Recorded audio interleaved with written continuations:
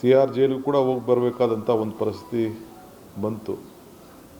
ಆದರೆ ಯಾವತ್ತೂ ಕೂಡ ನನ್ನ ಎದೆ ಕುಗ್ಗಲಿಲ್ಲ, ಆತ್ಮವಿಶ್ವಾಸ ಇತ್ತು. I lived on hope. That hope, ಏನು ಒಂದು ವಿಶ್ವಾಸ ಇತ್ತಲ್ಲ, ಆ ವಿಶ್ವಾಸ ಇವತ್ತು ಮತ್ತೆ ಈ ರಾಜ್ಯದ ಜನತೆಯ ಸೇವೆಯನ್ನು ಮಾಡಲಿಕ್ಕೆ, ಸಾಕ್ಷಿ ಗುಡ್ಡೆಯನ್ನು ಬಿಟ್ಟು ಹೋಗಲಿಕ್ಕೆ ಇವತ್ತು ನನಗೆ ಅವಕಾಶವನ್ನು ಸಿಕ್ಕಿದೆ.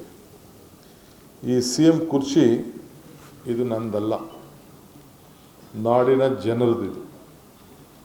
ನಮ್ಮ ಕಾಂಗ್ರೆಸ್ ಕಾರ್ಯಕರ್ತರು ಮತ್ತು ನಾಡಿನ ಜನತೆ ನಮಗೆ ಕೊಟ್ಟಂಥ ಇದೊಂದು ಅವಕಾಶ. ಒಂದು ದೊಡ್ಡ ನಂಬಿಕೆಯಿಂದ ನಮ್ಮ ಪಕ್ಷದ ವರಿಷ್ಠರಾದಂಥ ಮಲ್ಲಿಕಾರ್ಜುನ ಖರ್ಗೆಯವರ ನಾಯಕತ್ವದಲ್ಲಿ ರಾಹುಲ್ ಗಾಂಧಿಯವರು ಮತ್ತು ಸೋನಿಯಾ ಗಾಂಧಿಯವರು ಈ ತೀರ್ಮಾನವನ್ನು, ಸ್ವಲ್ಪ ಲೇಟ್ ಆಯಿತು, ನಿಮಗೆಲ್ಲ ಗೊತ್ತಿತ್ತು, ಹಿಂದೆ ಕೂಡ ತಾವೆಲ್ಲ ಬರೆದಿದ್ರಿ ಏನು ನಮ್ಮ ಅಂತರ ತೀರ್ಮಾನ.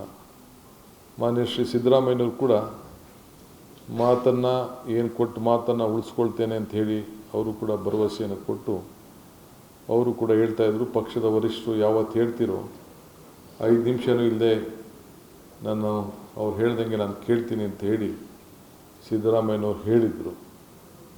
ಆ ಪ್ರಕಾರ ವರಿಷ್ಠರು ನಮ್ಮಿಬ್ಬರನ್ನು ಕರೆಸಿ ಈ ತೀರ್ಮಾನವನ್ನು ಮಾಡಿ ಕಳಿಸ್ಕೊಟ್ಟಾಗ ಅವರು ಭಾಳ ಸಂತೋಷದಿಂದ ಇವತ್ತು ಅವರು ಸ್ಥಾನವನ್ನು ತೆರವು ಮಾಡಿಕೊಟ್ಟು, ನನಗೆ ಎಲ್ಲ ನಮ್ಮ ಪಕ್ಷದ ಶಾಸಕರು ಒಗ್ಗಟ್ಟಿನಿಂದ ವರಿಷ್ಠರ ಮೇಲೆ ಅವರು ತಿಳಿಸಿ ಜವಾಬ್ದಾರಿಯನ್ನು ಕೊಟ್ಟು ಈ ಜವಾಬ್ದಾರಿಯನ್ನು ಹಂಚಿದ್ದಾರೆ.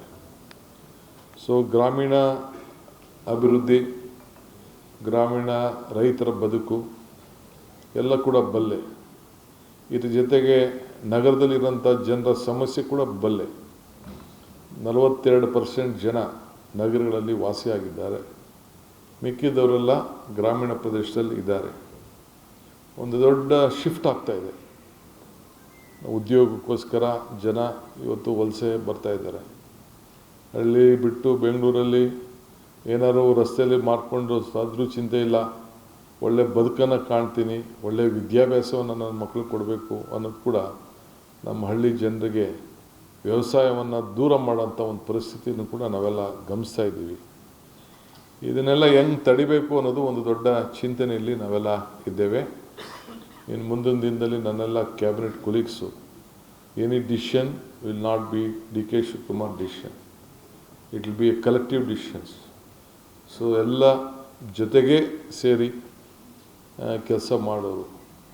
ಒಂದಿನ ಏರ್ಪೋರ್ಟು ವಿಚಾರಕ್ಕೆ ನನ್ನನ್ನು SM ಕೃಷ್ಣರವರು ರತನ್ ಟಾಟಾ ಅವ್ರದ್ದು ಕಳಿಸ್ಕೊಟ್ಟಿದ್ರು.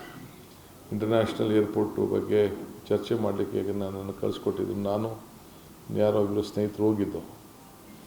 ಆಗ ಅವ್ರು ಹೇಳಿದ್ರು, DK ನೀವು ತೊಗೊಳ್ಕೊಳ್ಳಿ ಅಂತ ಅವ್ರು ಕೇಳಿದ್ದು.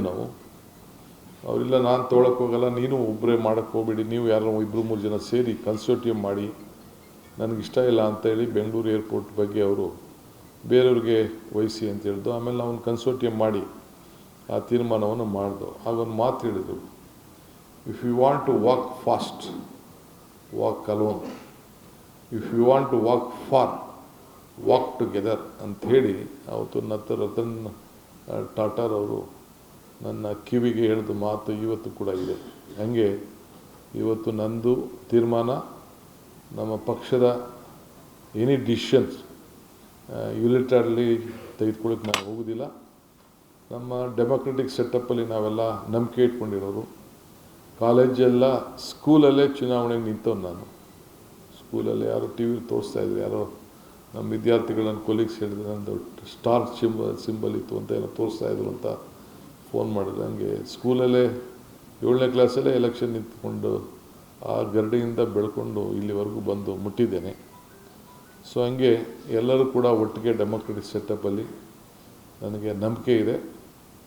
ಸೊ ಎಲ್ಲರ ಕಲೆಕ್ಟಿವ್ ಡಿಸಿಷನ್ಸು ಇವತ್ತೇನು ನಾವು 15 ಜನ 13-14 ಜನ ಇವತ್ತು ನಾವು ಸೇರಿದ್ದೇವೆ. ಇವತ್ತು cabinet all well experienced with all section of the society. So ಈ ಕ್ಯಾಬಿನೆಟ್ಟೇ ನಿಮ್ಗೆ ಹೇಳ್ತದೆ ಈ ನಾಡಿನ ಸರ್ವ ಜನಾಂಗದ ಶಾಂತಿಯ ತೋಟ ಏನು ಕುವೆಂಪುರವ್ರು ಹೇಳಿದ್ರು, ಆ ಕುವೆಂಪುರವ್ರು ಹೇಳಿದ್ದೇ ಈ ನಮ್ಮ ಕ್ಯಾಬಿನೆಟ್ನಲ್ಲಿ ಬಿಂಬಿಸ್ತಾ ಇದೆ ಅನ್ನೋದನ್ನು ತಾವೆಲ್ಲ ಕೂಡ ಕಾಣ್ತಾ ಇದ್ದೀವಿ.